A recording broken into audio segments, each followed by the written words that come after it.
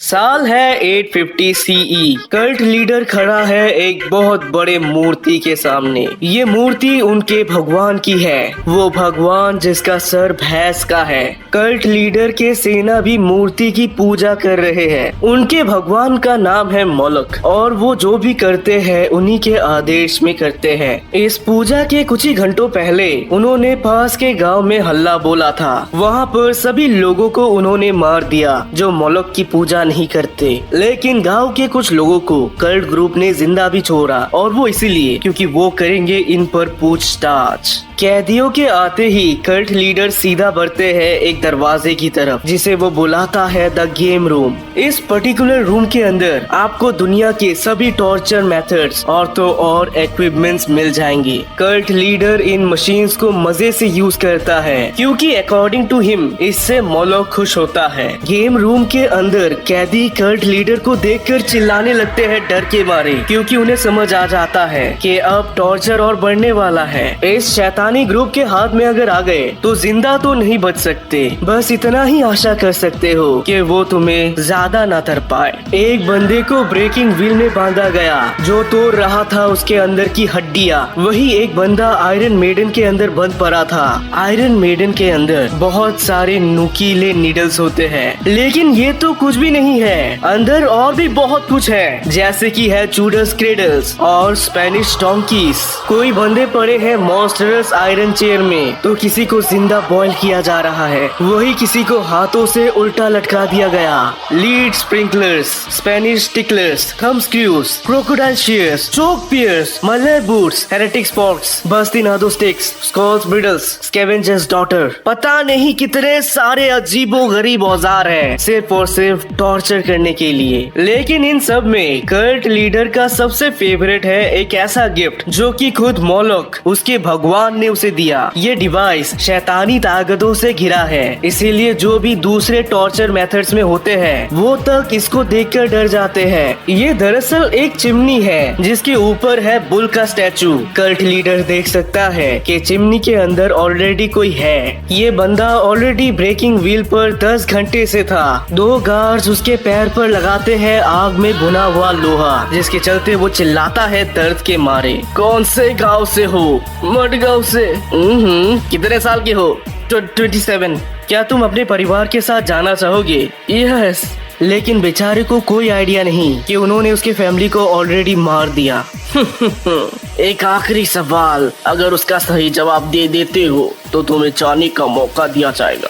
मेरा असली नाम क्या है? कैदी कुछ बोलता नहीं, जिसके चलते उसे दोबारा लोहे से मारा गया। मुझे नहीं पता, लेकिन उसे दोबारा लोहे से मारा गया। वो रोते रोते माफी मांगता है क्योंकि जिसका नाम उसे पता ही नहीं उसका रियल नेम वो कैसे बता सकता है, फिर चाहे उसे कितनी भी टॉर्चर क्यों ना किया जाए।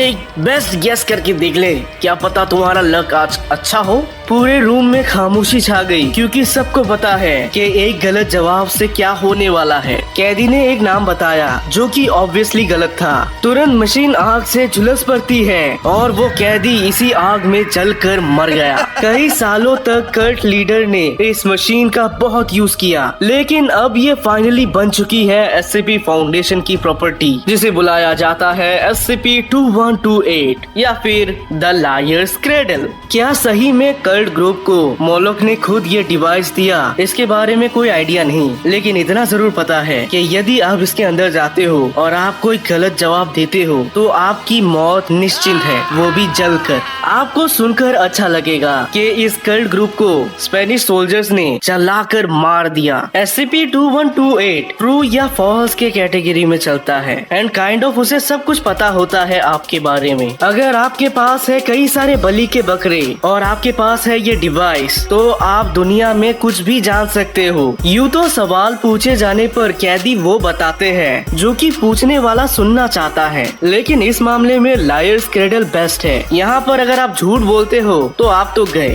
फाउंडेशन को पता पता चला कि लायर्स क्रेडल बस सच सुनना चाहता है। यानी कि सोचो कोई ऐसी बात जो कि आपको लगता है सच है लेकिन एक्चुअल में वो गलत है, तो इन दैट सिचुएशन आप जल जाओगे। फाउंडेशन के पास भरे पड़े हैं बहुत सारे डी क्लास, तो उन्हें तो समझ आ गया कि यही वक्त है बहुत कुछ जानने का। फाउंडेशन के इन सैक्रिफाइसेस के चलते मॉलोक खुद भी खुश होगा कि चलो कोई ना कोई तो बकरा आते जा रहा है। फाउंडेशन ने एससीपी को टेस्ट करने के लिए एक प्रोटोकॉल बनाया है, जहां सबसे पहले लाओ एक डी क्लास मेंबर को, फिर उसे डालो चिमनी के अंदर। यहाँ एक लिस्ट तैयार होगी जहाँ पर होंगे ट्रू और फॉल्स। यदि सवाल का जवाब देने के बाद डी क्लास अभी भी जिंदा है तो जवाब ट्रू है। यदि वो जल जाता है तो दूसरे डी क्लास को बुलाया जाएगा और ये हो जाता है फॉल्स। सबसे पहले डी क्लास का नंबर 1 स्टेटमेंट था कि इंसान की जिंदगी खतरे में है। लकीली वो बच गया, जिसका मतलब ये ट्रू है। दूसरे स्टेटमेंट में वो बोलता है कि इंसानों पर ये खतरा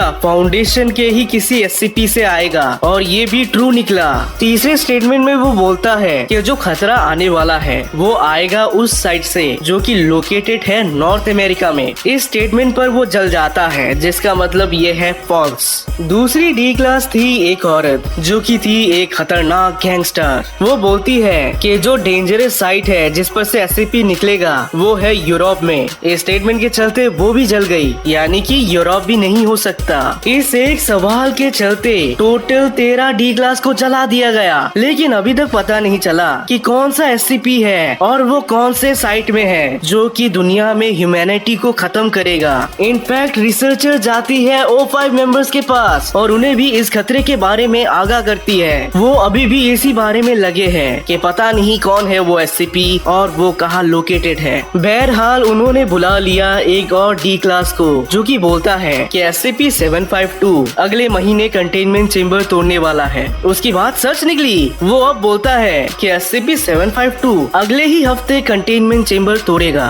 फिर वो बोलता है कि SCP-752 कल ही कंटेनमेंट चेम्बर तोड़ेगा, जिसके चलते वो जल गया। अगले डी क्लास को बुलाया गया और वो बोलता है कि SCP-752 आज ही अपना कंटेनमेंट चेम्बर तोड़ेगा। इस इंफॉर्मेशन के चलते तुरंत SCP फाउंडेशन चौकन्ना हो जाते हैं और वो MTF एजेंट्स को तैयार करते हैं। दरअसल SCP-752 एक टाउन है जहाँ पर लगभग 10,000 लोग रहते हैं जो कि पूरा इंसानों की तरह दिखते हैं, लेकिन वो बहुत ही ज्यादा डेंजरस हो सकते हैं। और जैसे ही ये लोग कंटेनमेंट से निकलते हैं तुरंत MTF एजेंट्स इन्हें गोली मारकर उड़ा देते हैं। ये एक बहुत ही बढ़िया इंफॉर्मेशन था और इसके चलते लायर्स क्रेडल ने पूरे दुनिया को बचा दिया। फाउंडेशन ने अब ठान लिया कि वो इसको लेकर और एक्सपेरिमेंट्स करेंगे ताकि वो भविष्य में आए खतरे को लेकर चौकन्ना रहे। एक डी क्लास बोलता है कि SCP-2128 को सब पता है और ये बोलते ही वो जल गया। यहाँ पर फाउंडेशन को पता चला कि शायद से लायर्स क्रेडल को SCP-2128 डेजिग्नेशन पसंद नहीं, इसीलिए वो इस बार डी क्लास से बुलवाता है। लायर्स क्रेडल को सब पता है और ये हुआ सच। उसका दूसरा स्टेटमेंट था लायर्स क्रेडल हमें सब कुछ बताएगा, जिसके चलते वो जल गया। अगला वाला डी क्लास बोलता है कि लायर्स क्रेडल मुझे वो सब कुछ बताएगा जो मुझे जानना है। ये हुआ ट्रू। उसका अगला स्टेटमेंट था कि लायर्स क्रेडल SCP फाउंडेशन को वो सब कुछ बताएगा जो वो जानना चाहते हैं। इसके चलते वो जल गया। फाउंडेशन का अगला एक्सपेरिमेंट होता है पिनोकियो पैराडॉक्स, यानी कि अब वो लायर्स क्रेडल से कुछ ऐसे क्वेश्चंस पूछेंगे जो कि लॉजिकली टफ हो, यानी कि उनका 50-50 आंसर हो। पहला स्टेटमेंट था कि लायर्स क्रेडल को लॉजिकल पैराडॉक्स बिल्कुल भी पसंद नहीं, जो कि निकला फॉल्स। दूसरा डी क्लास उसे बोलता है कि लायर्स क्रेडल मुझे जलाकर मार देगा। लायर्स क्रेडल चलता है रूल्स पर, इसीलिए उसने डी क्लास को जला दिया, लेकिन उसे जान से नहीं मारा। अगला डी क्लास बोलता है कि लायर्स क्रेडल मुझे अभी जला देगा। ये बात निकलती है फॉल्स और डी क्लास जिंदा बाहर आ जाता है कि तभी कहीं से उसके पैर में लगती है एक चोट, जिसके चलते कुछ ही मिनटों में वो मर भी गया। अगला डी क्लास बोलता है कि लायर्स क्रेडल मुझे फिजिकली टॉर्चर करेगा, लेकिन ये निकला फॉल्स। वेल वो आराम से बाहर निकल गया, उसे फिजिकली कुछ भी नहीं हुआ, लेकिन निकलते ही वो पागल हो जाता है और मर भी जाता है। अगले टेस्ट के लिए फाउंडेशन अब लायर्स क्रेडल से पूछेंगे कुछ सब्जेक्टिव क्वेश्चंस। तो पहला डी क्लास बोलता है कि गोल्डन रिट्रीवर्स क्यूट होते हैं, लेकिन ये फॉल्स निकला। मेरे साथ अन्याय हुआ है, मेरे साथ अन्याय हुआ है। दूसरा वाला डी क्लास बोलता है कि गोल्डन रिट्रीवर्स बदसूरत है, ये भी जल गया, मतलब ये स्टेटमेंट भी फॉल्स। तीसरा वाला डी क्लास बोलता है कि गोल्डन रिट्रीवर्स टेस्टी होते हैं। ये बात निकली ट्रू, मतलब लायर्स क्रेडल को ये पसंद आया। वेट व्हाट, ये कितना घटिया है। इसके चलते वो जल गया। रिसर्चर बुलाते हैं अगले डी क्लास को, जो कि है एक कैनिबल और उसका नाम है स्टीवन कैंप। गिरफ्तार होने से पहले उसने किए कई सारे कत्ल और कई सारे इंसानों को उसने मार कर खाया। वेल, आपने इसकी मूवी तो देखी ही होगी। ये शैतान बोलता है I am a good person, लेकिन लायर्स क्रेडल ने उसे जलाया नहीं, मतलब ये ट्रू है। लेकिन इसके चलते डी क्लास मौज में बोलता है, देखा क्या गधों के बच्चों, मैं मदर टेरेसा निकला।